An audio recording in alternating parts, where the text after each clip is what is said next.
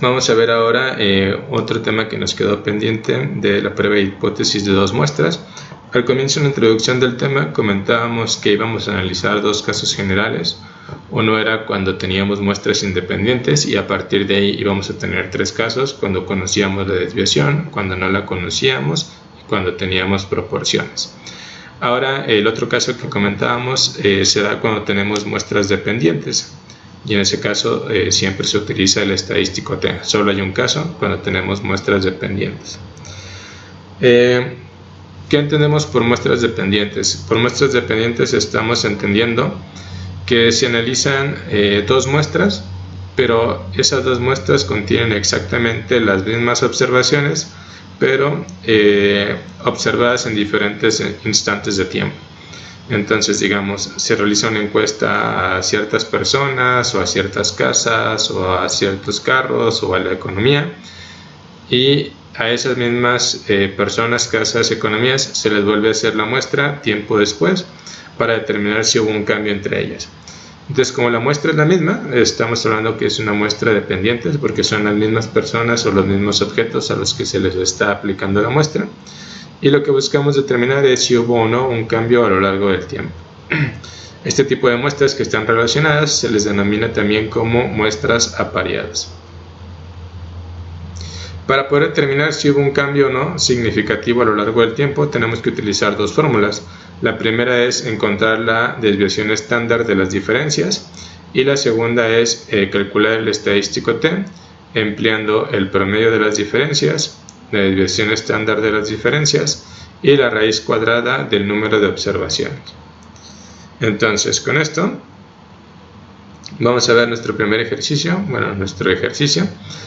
Tenemos aquí una gerencia, una cadena de mueblerías, el cual diseñó un plan de incentivos para sus agentes de ventas. Seleccionaron a 12 vendedores al azar, a los cuales se les preguntó antes y después de llevar a cabo la ejecución de este plan de incentivos.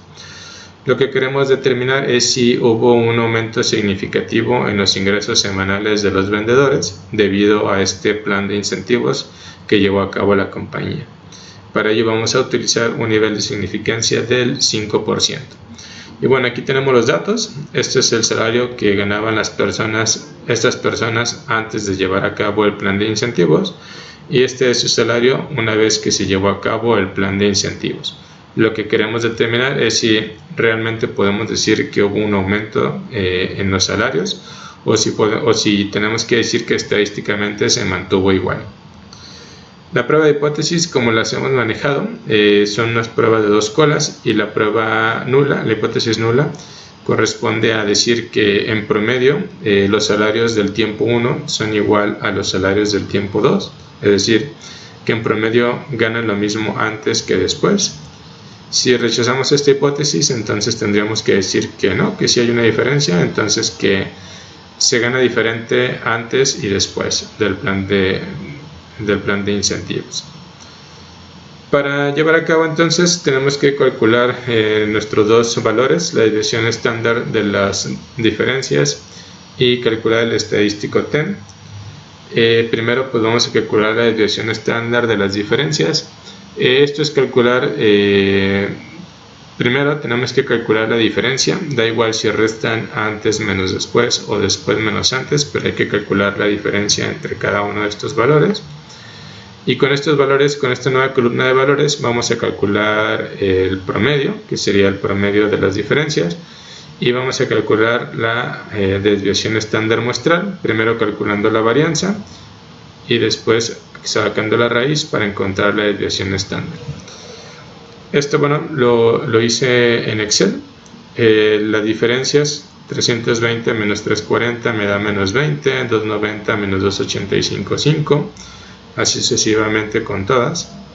De esta nueva columna, esta es la columna D, la columna de las diferencias. De esta nueva columna obtengo el promedio, la media. La media es esta D testada, la D con la rayita, y me da menos 25.92. El número de diferencias es de 12, ese es el número de mis muestras, 12. Teniendo ya esta información, aplico esta fórmula.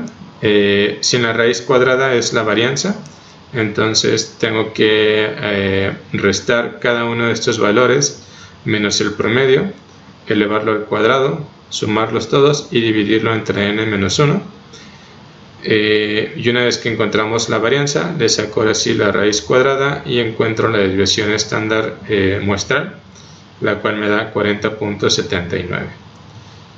Con esta información entonces puedo calcular el estadístico t, la d testada, que es el promedio de las desviaciones, menos 25.92, la desviación estándar muestral de las diferencias, 40.79, entre la raíz cuadrada del número de observaciones, 12 observaciones. La raíz cuadrada de 12 me da 3.46, la división de abajo me queda 11.79 y de esta división me queda menos 2.20. Este es mi valor de t, es el que voy a utilizar para determinar si mi hipótesis nula se acepta o se rechaza. Continuando con ello, pues bueno, tengo que ir a calcular cuál es el valor de t de las tablas, y para ello sé que el problema me pide un nivel de significancia del 5%. Sé que voy a aplicar una prueba de 2 colas porque estoy probando una igualdad, y el número de grados de libertad lo voy a calcular como el número de observaciones, el número de diferencias menos 1. En este caso tengo 11 grados de libertad. Con esta información entonces voy a buscar en la tabla el valor de t correspondiente, 2 colas, 5%, 11 grados de libertad, y mi valor t es de 2.211. Este es mi valor de tabla, lo ubico en mi gráfica, 2.201 hacia la derecha, menos 2.201 hacia la izquierda.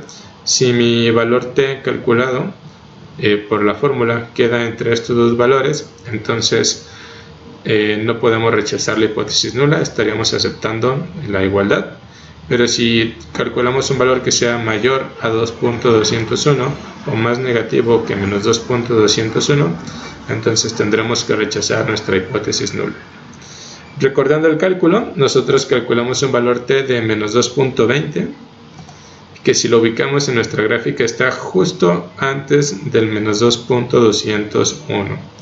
Es decir, que si hubiéramos tenido 0.001 más, estaríamos rechazando la hipótesis, pero en este caso pues no, o sea, estadísticamente, numéricamente y matemáticamente el menos 2.20 es menor al menos 2.201, así que nosotros no podemos rechazar nuestra hipótesis nula. Entonces nuestra hipótesis nula no se rechaza. ¿Cuál era nuestra hipótesis nula?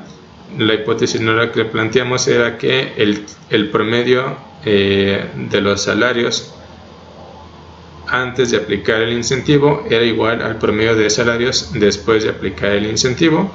Esa es la hipótesis que estamos aceptando. Y traducido al ejercicio, el ejercicio nos pregunta: ¿hubo algún aumento significativo en el ingreso semanal de un vendedor debido al innovador plan de incentivos? Nuestra respuesta es que con la información que tenemos y con el análisis que llevamos a cabo, no hubo un aumento significativo en los ingresos semanales del vendedor, dado que estamos nosotros considerando que estadísticamente los promedios se mantuvieron iguales antes y después del incentivo. Aquí evidentemente los decimales juegan un papel importante. Quizás si ustedes utilizan todos los decimales o hacen diferentes redondeos, puede que caiga dentro de la zona de rechazo o puede que caiga mucho antes en la zona de no rechazo. Ahí, bueno, al final ustedes justifiquen su respuesta de acuerdo a sus cálculos matemáticos que hayan hecho y punto. Con eso es más que suficiente. Entonces, con esto cerramos el tema de prueba de hipótesis de dos muestras, ya viendo tanto muestras independientes como muestras dependientes y los diferentes casos que podemos tener. Éxito, chicos.